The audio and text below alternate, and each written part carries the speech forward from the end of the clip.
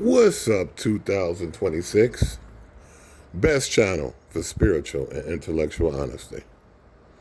So, look, check this out. Only a couple of days left for Black History Month. We got to get into this. We got to talk about this. Very important that I say this. So, I'm going to get right into it. I'm going to go right in. They played us on with the George Floyd thing. They played us. That whole thing was orchestrated. The whole George Floyd thing was just bogus. Just everything about it. It was bullshit. They paid people to incite looting and riots. Okay? And it don't take much. And I'm gonna get into the details of that. But yeah, the whole George Floyd thing was just straight BS. You understand? And the whole thing, when we think about it, right? We came out of the pandemic. People was in isolation, cooped up at home. A lot of people needed steam to blow off. And guess what? Now the riots kick off. Wow. You understand? I don't believe in coincidences. You feel me? But at the time, I was right in the midst of this, the riots and the looting. I saw the energy was very weird. It was a lot of people who didn't even belong in the neighborhood protesting. And a lot of people just by themselves yelling and screaming, and they didn't belong in the neighborhood. It was people from who were of different races in the neighborhood that they didn't belong in. Not saying that they didn't belong, but why they're there right now, doing all this yelling and screaming and why people are looting. It's kind of funny. Kind of weird. You understand? That's what I was thinking. So look, at the time, right, I was doing my comedic spiritual studies, right, at this particular school. They're no longer around. But shout out to Ned Naba Lasa Musa Madan Dedebeg. Shout out to him, the Ascended Master. He's the only one I give credit for, the information and the studies. The Ascended Master. But it was very ironical because at the time, right, in our studies, right, we were talking about how, and we were studying and going over how emotions is used, right, to manipulate people spiritually, politically, in all avenues of life, right? Because emotions are easy, right? Emotions is quick. Emotions are powerful. Emotions are more powerful than even logic and reason, right? It is. And if you don't agree with me, let me just ask you, could you start a riot with logic and reasoning? Appealing to a person's logic and reasoning, right? No. You have to appeal to a person's emotions, right? For them to do what they do when it comes to that. And all it takes, right, is for anger to spread. And emotions can spread. Emotions are like fire, equivalent to the essence of fire. How it spreads and how it can go uncontrolled, right? And that's what it was. And it just takes, when people are angry, it just takes that one person to throw that brick through that window and run in that store. And a lot of those people were paid. It was a lot of people to incite them riots. Okay. Just like it's a lot of people who are on social media right now who are paid to talk about certain subjects, who are paid not to talk about certain subjects, who are paid to disagree with certain narratives or whatnot, right? We have to understand this. We have to know the game. So we were studying this, right, and this the power of emotions, right? How they spread like wildfire when it comes to things like this, and how emotions are used to manipulate us, through the media. At the time, it was a lot of things in the media where, a lot of mind control stuff, but a lot of playing with people's emotions. We'll hear one good thing about, what's going on in the world. Then the next minute we'll hear the exact opposite of what's going on in the world, right?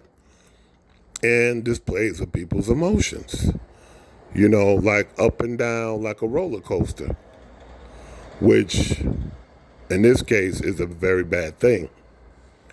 Makes you more emotionally controllable, right?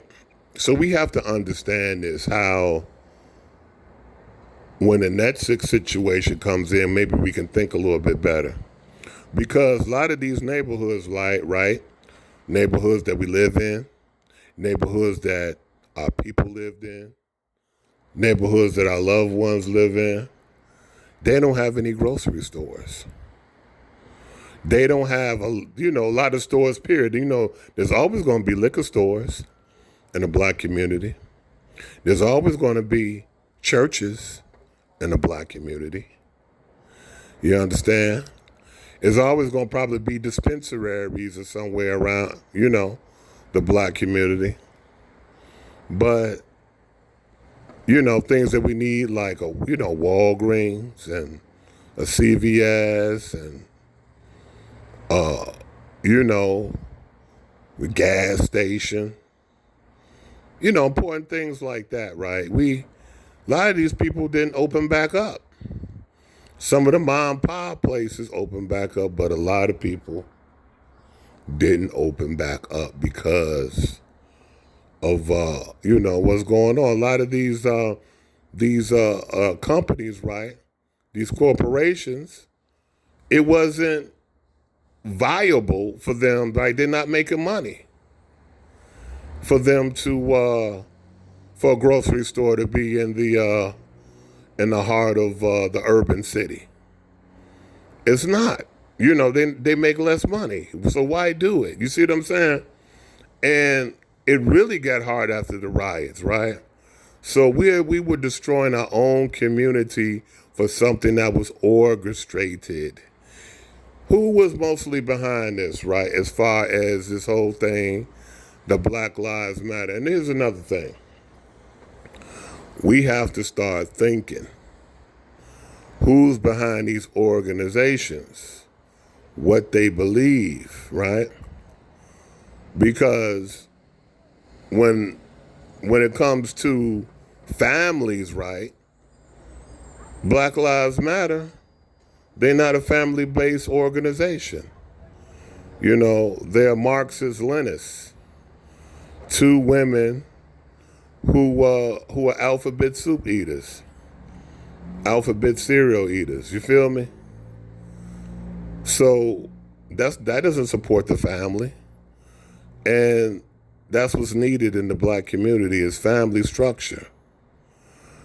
Everywhere you go, like if I go in Chicago, everybody who support the ABCs, you know what I'm saying? They got Black Lives Matter in there. And and there's a reason for that because of the connection. You see what I'm saying? Of that. They got the flags, these multicolored flags, and they got Black Lives Matter. And most of these people who got Black Lives Matter in their stores, in their facilities, don't give a damn about no black lives. That's the whole thing about it. The organization and all this ain't got nothing to do with that, which is funny to me. Yeah, family. So we got to know the game, and we got to know the symbols and the signs and the beliefs of what's going on. You know, that we got to, don't worry about, we can't worry. We have to analyze. Just because something sounds good don't mean it's good. We got to stop that. Oh, that sound good. That's emotional. No, because something that sounds good, you know what I'm saying, can mean your demise right now, can lead you into darkness right now. Fuck sounding good. Okay, yeah, it sounds good. So, let me see what's up with that. Let me investigate that. It don't take much. You can just talk into your phone and do a little investigation. Jump on your computer. You know what I'm saying?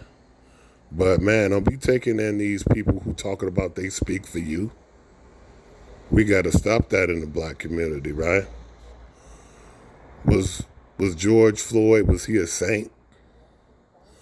And look, hey, according to God, according to the divine,